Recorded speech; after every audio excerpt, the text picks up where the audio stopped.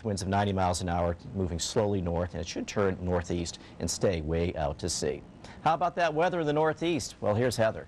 Well, it does look kind of ominous here as we see Aaron just poised here off the coast, but as Mark said, it will be turning more to the northeast and moving away from the northeast in New England. But in the meantime, if you are going to head to the beach today, I'd advise against swimming. Also, there'll be small craft advisories up and down the coastal areas here in New England, and that is because of some of the heavier swells that are working in here due to Hurricane Aaron. That again will be pulling away. We'll see improvement as we head into tomorrow and the next day, but do be careful today.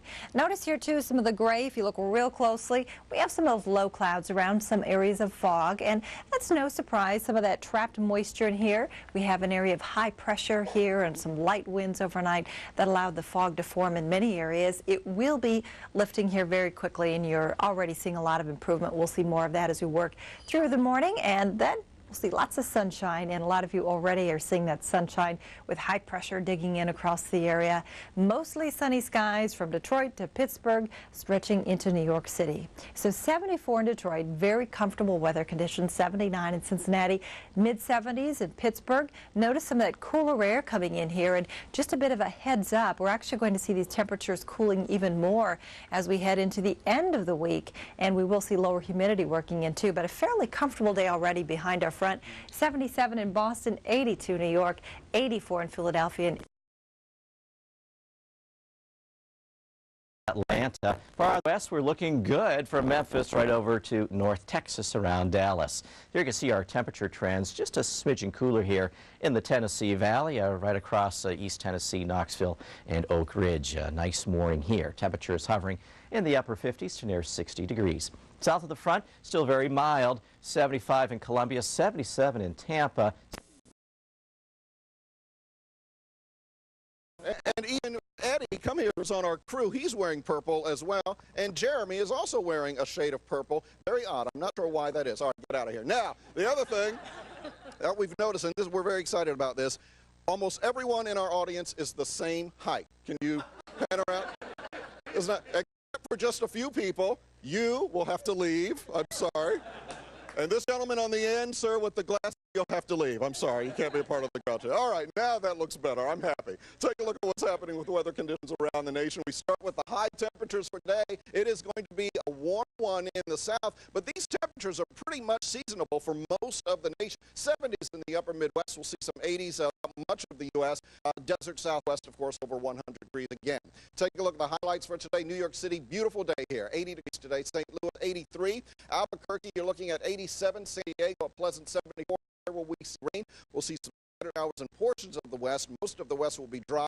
Look for possible flooding in southern Texas, central and southern Florida, where the rain will be heavy. Let's look at what's happening with the weather around the nation. Now, here's what's happening in your neighborhood. Thank you, Tony. Good morning. I'm meteorologist Bill Evans, and our neighborhood has bright sunshine outside.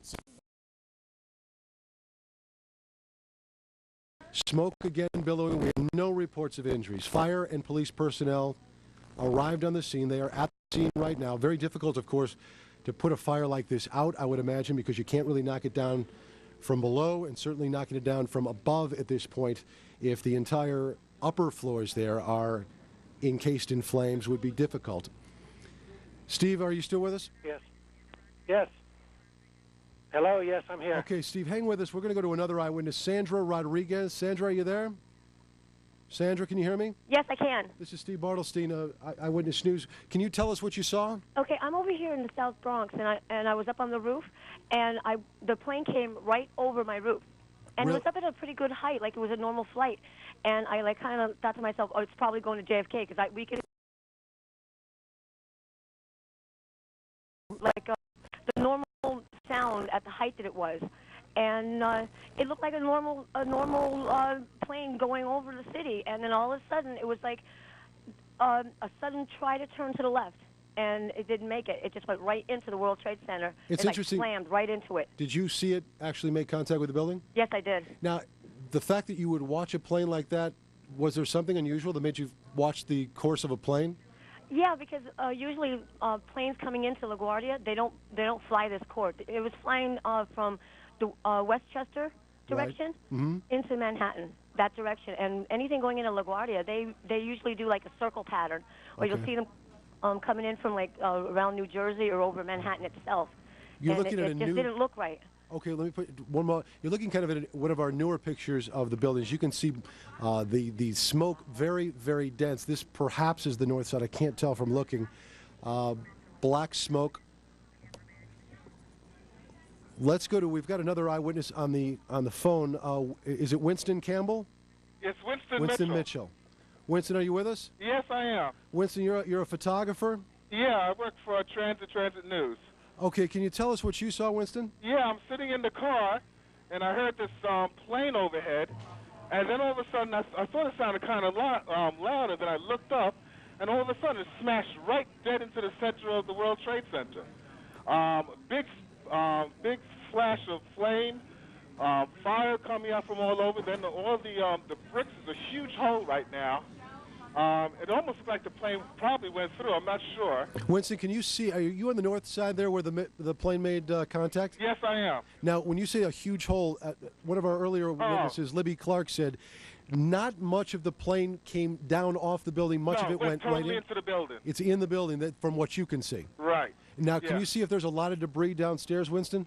No, because it looked like it inverted. With the impact, everything went inside the building. Inside. The only thing that came out was a little bit of the outside awning. But I'd say the hole is, let me just get a better look right now. Okay, go ahead. We'll wait. I'd say the hole takes about, looks like 6, 7 floors were taken out. And there's more explosions right now. Hold on, people are running. Winston, hold on just a moment. We've got an explosion inside. The building's exploding right now. You got people running up the street. Okay. Hold on, I'll tell you what's going on. Okay, just put Winston on pause there for just a moment. Okay, the whole building just exploded some more. The whole top part. Okay. The building's still intact. People are running up the streets. Am I still connected? Winston, this would support probably what Libby and you both said, that perhaps that this is an apparent terrorist attack. We expect to hear from Mayor Giuliani in just a couple of minutes. Governor Pataki is in town. As a matter of fact, he does have an office in the World Trade Center, but President Bush says that he has talked to the governor. Right. So as far as we know, the governor is okay. And like I said, we should hear from Mayor Giuliani in the next couple of minutes. But again, to reiterate, we know nothing about what happened to the people who work on in those floors, in those buildings. So we are simply waiting to find out about injuries and casualties, if indeed that's what happened. So you were looking at a scene that one would wish you could never witness in a city like this. And of course, this is the second major attack on the World Trade Center. There was the bombing back in 1993. And of course, that was at the bottom. And the top of the building, obviously very vulnerable, and we certainly witnessed that today. Right, with all the security changes that they've made on the bottom, so nobody can get up there without the right kind of clearance. But it's vulnerable to attack by air. Absolutely, you can't stop it up there. We are going to once again go to Katie McGee, because as we've been telling you, the city is literally at a standstill. No one's being allowed in from any of the river crossings. And the subway lines have been shut down in that area, and the airports are all closed. Katie, what more can you tell us? Jane, this is the latest.